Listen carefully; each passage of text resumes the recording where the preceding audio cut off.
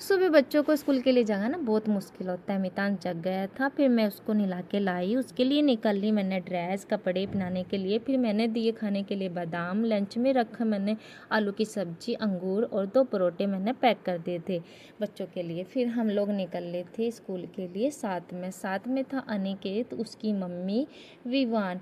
और फिर यहाँ पे मंदिर में राधे राधे करके हम लोग आगे निकल लिए थे, क्योंकि रास्ते में ना बहुत ज़्यादा भीड़ हो गई थी। सुबह के टाइम में ना सब बच्चों का टाइमिंग यही रहती है और ज़्यादा ट्रैफिक लगता है। 8 बजे मैं बच्चों को छोड़ के आ गई थी और आके मैं इतनी ज़्यादा थक गई थी तो आप सबको राधे राधे कहना भूल गई थी।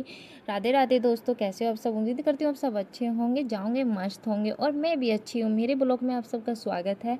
और मेरे ब्लॉग में ना मैं सुबह सुबह इतनी ज़्यादा थक जाती हूँ, जल्दी जल्दी मैं ब्लॉग शूट करती हूँ, तो जो मेरा छोटा मोटा ब्लॉग होता है वो ही बन पाता है। और छोटे छोटे मैं यहाँ पे पार्ट्स शूट करती हूँ, इतना टाइम नहीं लगता है, क्योंकि सुबह के टाइम में ना बहुत ज़्यादा थकान हो जाती है। और रोड पे जब बच्चे साथ में चलते हैं ना, धीरे धीरे आगे बढ़ के निकलना पड़ता है, ताकि एक दूसरे के धक्के में बच्चे गिर ना जाए और उनकी ड्रेस ख़राब ना हो जाए। क्योंकि बाद में तो देखो पेरेंट्स घर आ जाते हैं, लेकिन डांट तो बच्चों को ही मिलती है। और मितांश का बैग इतना हैवी होता है कि मेरी ना सर और गर्दन पूरी दुखने लग जाती है। और मुझे यहाँ पे आ गई है जुबे, अभी तो मुझे गिरीशा को भी जगाना है। लाडो रानी उठ गई थी और मैंने उसको उठा दिया था।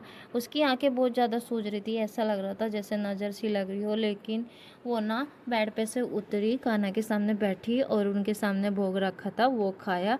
जो मैंने उसकी वीडियो बनाने लग गई तो फिर उसकी मम्मी आ गई। मम्मी ने पूछा गिरीशा क्या कर रहे हो? तो गिरीशा ना चुपचाप से एक और रंग उठाने की कोशिश कर रही थी। इसको ना कान्हा जी का भोग खाना बहुत फिर मैंने गिरीशा को नहलाया और तैयार करा, उसको कपड़े पहनाए स्कूल के लिए, खाना खिलाया और बादाम दिए। बादाम खा के उनने साइड में रख दी थी कटोरी, क्योंकि उसे ना पता था कि मम्मी ने ना मेरे मुझसे पूछेगी कि अंगूर भी खा लिए और बादाम भी खा लिए। जैसे ही मैंने उससे पूछा गिरीशा अंगूर क्यों खाए, तो गर्दन हिला के कह रही थी मैंने नहीं खाए, वो तो कान्हा ना खाए। अब ये बताओ गाइस, छोटी सी बच्ची कितनी समझदार है। और हाँ, मैं हाँ मिला रही थी और कह रही थी कि मैंने कान्हा के खाना नहीं खाया है, कान्हा खुद खाता है। तो फिर हम निकल लेते स्कूल के लिए। पहले मैं मितांश को छोड़ने जाती हूँ और फिर 8 बजे जाती हूँ गिरीशा को छोड़ने। इसकी ना एक खासियत है, सुबह सुबह इसको स्कूल में छोड़ने जाओ और गोद में ही लेकर जाओ, क्योंकि इसको ना ठंड लगती है, ठंडे पानी में नहा के जाती है, इसलिए इसको ज़्यादा ठंड लगती है। फिर गिरीशा गोद में से उतर ली थी, क्योंकि बच्चे भी पैदल जा रहे थे तो उसको थोड़ी शर्म सी लगी कि मम्मा की गोद में जा रही हूँ, तो ये नीचे उतर ली। मेरा था खैर थोड़ा हल्का सा वजन हाथ पे से ठीक हुआ था। और फिर इसकी मैम इसको लेके गई है अंदर। जैसे ही मैंने गिरीशा को छोड़ के आई स्कूल से, और मेरा जो ब्लॉक होता है, मुझे काम की टेंशन हो जाती है। बस यहाँ से तो मुझे यूं ही लगता है कि फटाफट से आज घर पोचा जाऊं और मीनाक्षी काम लगा रही निपटाऊं। उल्टी सीधी होकर क्योंकि मैं तो थक गई। गिरीशा को छोड़ के आई और मितांश को छोड़ के आई, तो आज पोचे में मीनाक्षी लगी हुई है। आज मेरी छुट्टी है। जब इसकी शिफ्ट चेंज हो जावे ना तो मुझे ना आराम मिल जावे, यो कर लेती है झाड़ू पोछा। हाँ, वो लगी पड़ी है। किचन का तो लगा दिया उसने, नीचे का रह रहा है, वो कर देगी। तब तक मैं अपने कपड़ों प्रेस कर लूँ, फिर नहाई नहाई कर लेती हूँ बच्चों की राह। मीनाक्षी ने मेरा काम हल्का कर दिया था, उसने झाड़ू और पोछा लगा दिया था। मैं तो आके बैठी हूँ, नहाई हूँ। फिर नहा के मैं लग गई थी पूजा करने, क्योंकि पूजा करने में भी मुझे बहुत ज़्यादा समय लग जाता है। और समय लगने के बाद में मेरा टाइम इतनी जल्दी पूरा होता है कि मुझे खुद ही नहीं पता लगता कितनी जल्दी मेरा टाइम पूरा हो गया। जैसे कि मुझे ना पूरे 10:30 बज जाते हैं पाठ पूजा में। अभी नहीं, अभी तो मेरी थोड़ी पूजा हुई है, क्योंकि मुझे ना यहाँ की पूजा करने घर की पूजा तो मेरी हो गई थी। मैंने सूर्य देव को पानी दिया और तुलसी को पानी दिया। इनको प्रणाम करने के बाद में मैं पहुंच गई थी मंदिर।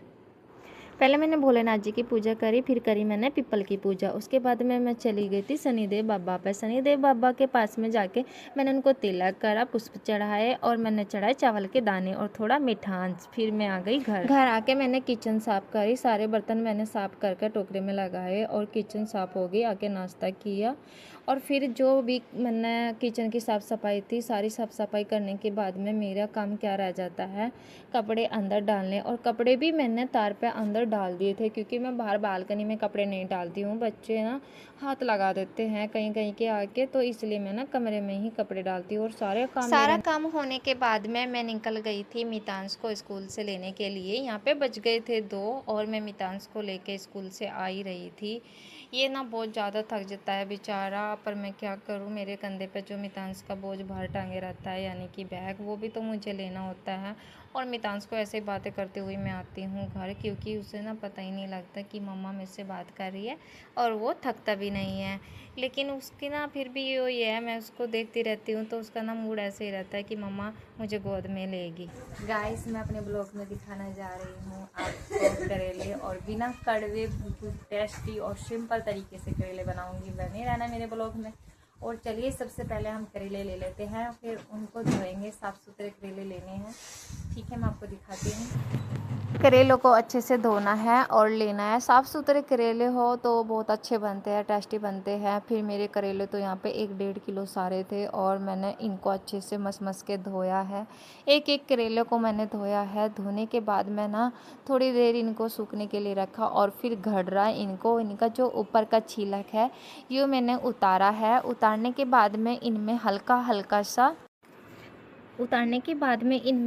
हल्का हल्का सा कट करा, और कट करने के बाद में मैंने इनके अंदर से निकाले बीज, क्योंकि बीज ना बहुत ज़्यादा कड़वे होते हैं। यही हमारे करेले को कड़वा कर देते हैं, तो सबसे पहले हमें कट करके इनको ही निकालना होता है ऊपर से छिलक उतारने के बाद। फिर मैंने इनको अंदर से निकाला, और मैंने चम्मच की हेल्प से लगाया नमक। नमक से क्या होता है, हमारे करेले ना कभी भी कड़वे नहीं होते हैं। अच्छे से रब करके इन पे करेले पे नमक लगाने के बाद हमें एक जगह इन पे रख देना है।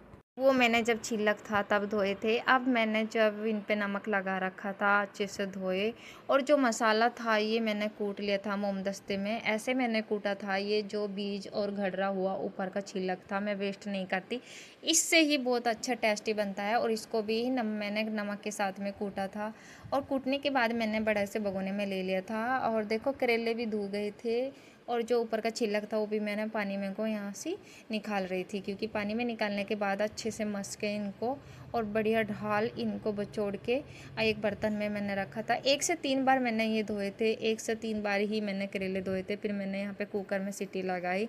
सीटी लगाने के साथ मैंने चिमटे से ये बाहर निकाले ताकि टूट ना जाए। और आप भी ऐसे ही 1-1 या 2-2 करेला बाहर निकालना, और इनका पानी नूचड़ जाएगा। पता क्या होता है, जब हम घर पे करेले बनाते हैं ना बहुत ज़्यादा टेस्टी लगते हैं। जैसे मैंने आपको अपनी वीडियो में रेसिपी बताई है करेले की, आप भी ऐसे बनाना। उसके साथ मैंने प्याज ले लिए थे, 2 के काट के रखे थे, और जो मैंने यहाँ पे ऊपर छिलक और वो निकाला था ना बीज, उसको अच्छे से निचोड़ के और तेल में मैंने फ्राई कर लिए थे। फिर ये अच्छे से यहाँ पे ना ब्राउन ब्राउन हो गए थे, और मैंने बाहर निकाल लिए थे।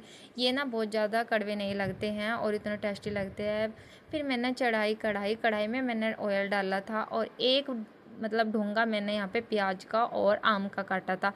एक आम लेना है, उसमें से भी आधा डालना है क्योंकि ख़राब हो जाएगा। फिर ये ना अच्छे से फ्राई हो गया था, क्योंकि इसका ना रंग अभी तो पिंक है, जब इसका येलो येलो हो जाएगा तो आप इसको बाहर निकाल लियो। और जो हमारे ये करेले हैं हमने उबाले थे, इनको भी मैंने फ्राई करा था, क्योंकि फ्राई करने से क्या होता है बिल्कुल भी कड़वाहटपन नहीं आता। और सारा मसाला मैंने यहाँ पे मिक्स कर लिया था। आप भी अपने स्वाद के अनुसार ऐड कर लेना। जो पता, हम तो गर्मियों में ना करेले बनाते रहते हैं, इतने अच्छे लगते हैं। 2 टाइम हमारे करेले चल जाते हैं। और इनको चम्मच से ऐसे ही आपको भरना है जैसे मैंने भरा था, और फिर धागे की हेल्प से आपको इसको ऐसे जैसे कि लपेटते हैं ना धागा के पे, ऐसे परोना है। पता क्या होता है, ये ना निकलती नहीं है अंदर से पिट्ठी। तो सारा मसाला मैंने इसमें चम्मच की हेल्प से भरा, क्योंकि ज़्यादा गर्म था तो हाथ जलने का डर रहता है, इसलिए आप भी चम्मच की हेल्प से ही करना। क्योंकि पता क्या होता है, इससे आराम से भर जाते हैं और अच्छे से फिल हो जाते हैं, बाहर भी नहीं निकलते।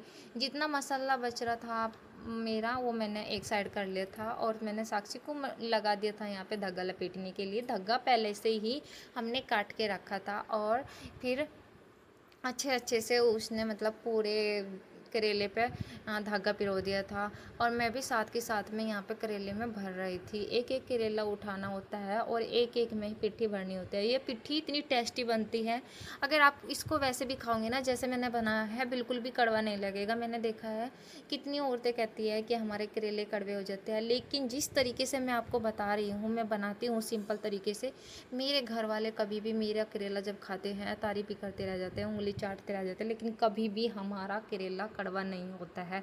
इतनी सिंपल रेसिपी मैंने आप सबको अपने ब्लॉग में दिखाई है और आई हो आप सबको मेरी रेसिपी समझ में आए और पसंद आए, आपके करेले भी इतने टेस्टी अच्छे बने और लुक भी अच्छा रहे। और इनको फिर बनाने के बाद में अच्छे से हमें फ्राई करना है, क्योंकि एक बार और हमें फ्राई करना है। थोड़ा तेल तो लगता है लेकिन बट बहुत अच्छा बन जाते हैं और लुक भी बहुत ज़्यादा अच्छा आता है, खाने में भी इतना टेस्टी आते हैं कि कोई भी आपको ये नहीं बोलेगा कि आपके कड़वे हैं करेले। जो कोई नहीं खाता है वो भी उंगली चाटता रह जाएगा। और मैं करेले हमेशा 1-2 नहीं बनाती हूँ, आप भी देख रहे होंगे मेरी वीडियो में, मैं 1 से या 1.5 किलो करेले हमारे घर पे बनते हैं, क्योंकि सब लोगों को अच्छा लगता है। तो काफ़ी 2 दिन तक करेला चले तब तक कोई मज़ा नहीं, क्योंकि इसमें देखो टाइम लगता है और लागत से बनते हैं। ये तो है नहीं कि 1-2 बनाओ और खा के रख दो। लेकिन जो मेरा बाकी का मसाला बचा था ये भी मैंने यूज किया था। फिर मैंने चढ़ाई थी कढ़ाई, कढ़ाई में मैंने डाला था ऑयल। ऑयल मैंने इसलिए डाला था थोड़ा ज़्यादा क्योंकि अच्छे से फ्राई हो जाएंगे करेले, दस का भी नहीं आएगा।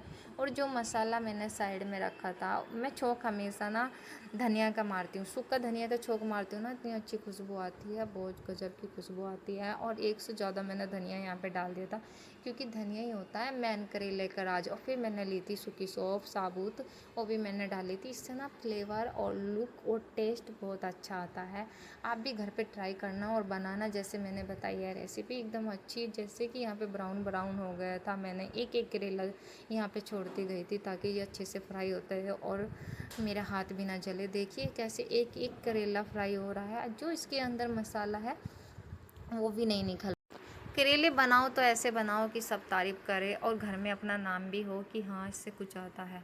ये तो है नहीं कि काटो और छोड़ दो। कुछ लोग क्या करते हैं ना, करेलों की कटिंग करके बना देते हैं सिंपल से, उनके पास टाइम नहीं होता। लेकिन हमारे पास भी टाइम नहीं है, बच्चे हमारे छोटे हैं, पूरा दिन लग जाता है। फिर भी मैं शाम को ना कोशिश करती हूँ अच्छे से अच्छे करेले बनाने के लिए। और देखिए यहाँ पे एक एक करेला उल्टी डंडी से, यानी कि पीछे की डंडी से, जो मैंने मसाला एक्स्ट्रा काट रखे थे प्याज साबुते, वो भी मैंने इसमें डाल दिए थे, क्योंकि अच्छे से ये फ्राई हो जाएगा साथ में। और इतना ज़्यादा मसाला ऊपर का भी टेस्ट नहीं लगता जितना जो मैंने आपको बताया है अपने ब्लॉग में अंदर का लगता है।